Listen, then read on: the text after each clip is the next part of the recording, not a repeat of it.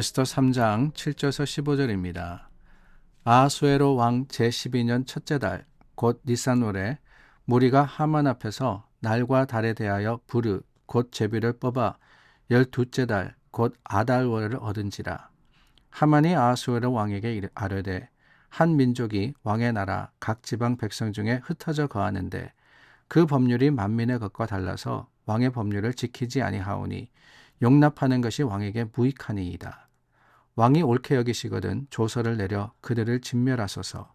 내가 은 1만 달란트를 왕의 일을 맡은 자의 손에 맡겨 왕의 금고에 드리리이다 하니 왕이 반지를 손에서 빼어 유다인의 대적 곧 아각 사람 함므다다의 아들 하만에게 주며 이르되 그 은을 내게 주고 그 백성도 그리하노니 너의 소견에 좋을 대로 행하라 하더라.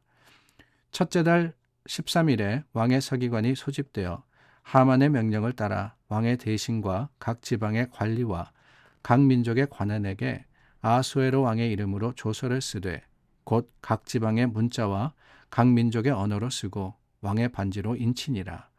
이에 그 조서를 역졸에게 맡겨 왕의 각 지방에 보내니 12째 달 곧 아달월 13일 하루 동안에 모든 유다인을 젊은이 늙은이 어린이 여인들을 막론하고 죽이고 도륙하고 진멸하고 또 그 재산을 탈취하라 하였고 이 명령을 각 지방에 전하기 위하여 조서의 초본을 모든 민족에게 선포하여 그날을 위하여 준비하게 하라 하였더라.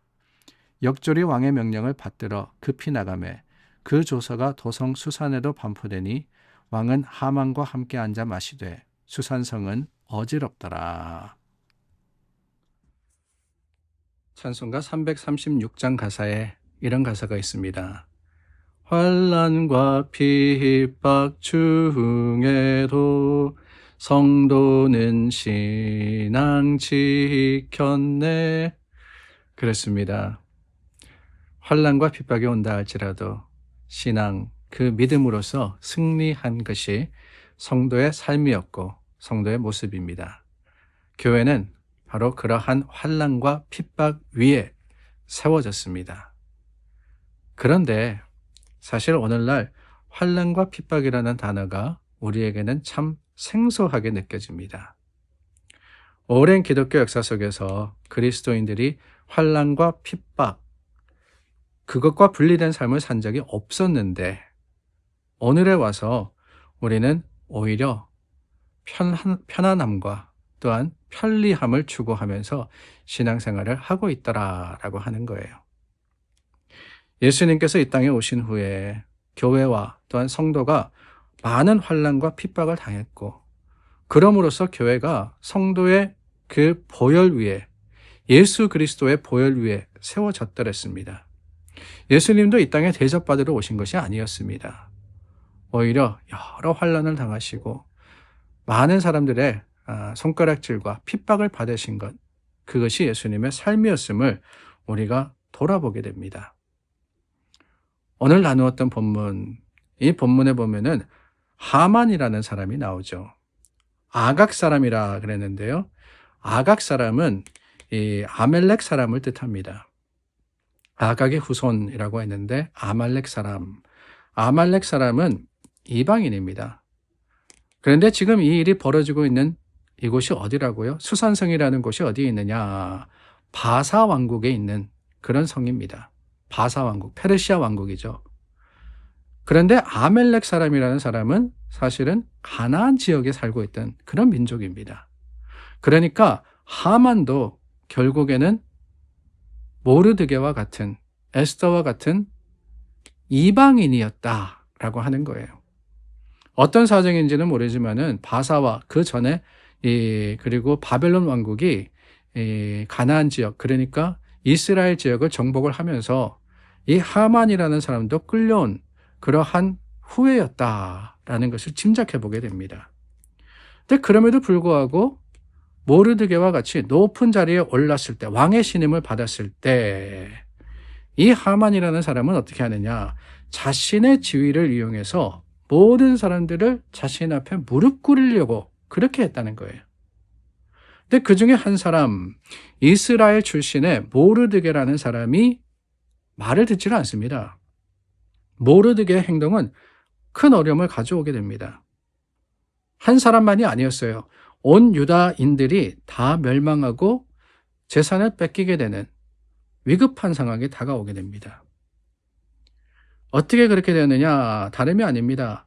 앞절, 우리 오늘 저희가 나누었던 본문 앞에 보면은 모르드게가 하만에게 무릎 꿇지 않았다. 왕의 명령이 있었음에도 불구하고 하만에게 경배하지 않았다라고 하는 거예요. 오히려 모르드게는 자신이 유다인임을 밝힙니다. 왜 그러느냐? 에스더서에는 여호와의 이름이 나오지 않는다 그랬죠? 그러나 그럼에도 불구하고 우리가 짐작해 볼 수 있는 게 있어요. 다름이 아니라 하나님께서 모세를 통해서 명령하지 않으십니까? 나 외에 다른 신을 섬기지 말라고. 모르드게가 유다인으로서 하나님만을 섬겨야 하는 신앙과 믿음이 있었기 때문에 하만이라는 사람에게 절하지 않았다라고 하는 거예요. 이 모르드게 이방인입니다. 한 사람입니다. 어떠한 대단한 majority가 아니고 minority 중에 minority였습니다. 그런데 하나님께서 택하신 민족이었고 하나님의 그 거룩하심을 믿고 주님을 왕으로 섬기는 사람으로서 한 사람 모르드게가 왕의 명령까지도 어길 때 그가 몰랐을까요? 그도 왕의 궁정에서 일하는 사람이었습니다. 어명을 어긴다는 것이 어떤 의미인지를 분명히 알았지만은 모르드게가 더 중요하게 여겼던 것이 무엇이냐? 그것이 하나님의 백성이라는 정체성이었다라고 하는 거예요. 세상이 아무리 겁박해온다 할지라도, 세상이 아무리 변한다 할지라도 내가 누구냐라는 정체성은 변함이 없습니다. 비록 바사 왕국에서 살고 있지만, 비록 아하수에로 왕을 섬기고 있지만 나는 유다인이다. 하나님의 사람이다. 그 사실을 자각하고 있었고 그 사실을 고백했으며 그 사실을 지키려고 했던 것. 이게 모르드게였다라고 하는 거예요. 저는 이게 신앙이 아닌가라는 생각을 해봅니다. 모르드게가 지키려고 했던 유다인, 그 자신의 정체성, 오늘날 저와 여러분들에게는 무엇이냐? 나는 그리스도인이가 아니겠어요? 우리가 세상에서 살아갈 수밖에 없습니다. 세상에 여러 유혹과 여러 도전이 있을 수밖에 없습니다. 그러나 그 가운데서도 여전히 지켜야 하는 우리의 정체성이 뭐냐? 그것은 바로 예수 그리스도를 통해서 구원받은 자들이라는 거예요. 크리스토스. 기름 부으신, 그 기름 부음 받은 예수님을 통해서 우리는 거듭났으며 거듭난 사람으로서 우리에게 주신 우리의 정체성, 하나님의 백성이자 구원받은 자라는 그 정체성을 우리가 세상이 변한다 할지라도, 세상이 개벽한다 할지라도 버리는 거나 포기하는 것이 아니라 지켜나갈 때, 그게 바로 하나님이 원하시는 하나님의 백성의 모습이라고 믿습니다. 그래요. 환난과 핍박, 초대 교인들이 당했던 그 일들을 우리가 더 이상 당하지 않는다 할지라도 세상은 여러 다른 모습으로 우리에게 도전해 옵니다. 신앙을, 믿음을, 아니 더 나아가서는 우리의 정체성을 잃어버리도록 지금도 도전하고 있습니다. 결코 쉽지 않은 세상, 환난과 핍박이 어디 우리의 육체에 가해지는 고통뿐이겠어요. 믿음의 도전, 그 도전을 받는 상황 속에서 우리는 오히려 하나님께 집중하고 우리의 신앙의 심지를 주님께 깊이 내려서 흔들리지 않는 믿음의 모습으로서 승리해야 하지 않겠습니까? 하나님께서 원하시는, 하나님이 우리를 찾으실 때 어떤 사람을 찾으실까요? 세상과 타협하는 사람이 아닌 그 믿음의 정체성을 지키는 사람일 거라는 것을 우리가 기억하며 주님 앞에 부끄럽지 않는 결단의 삶을 살기를 예수님의 이름으로 축원합니다. 기도하겠습니다. 참 좋으신 하나님, 우리를 하나님의 사람 삼으셨고 우리가 하나님의 백성이라고 선포하셨습니다. 그 주신 정체성에 부끄럽지 않는 믿음과 결단의 삶을 사는 자들이 되게 하여 주시고 세상의 여러 다양한 모습으로 우리에게 도전한다 할지라도 우리가 그 환난과 시련 속에서도 여전히 주님을 붙드는 믿음의 사람이 될 수 있도록 도와주시옵소서. 예수님의 이름으로 기도드립니다. 아멘.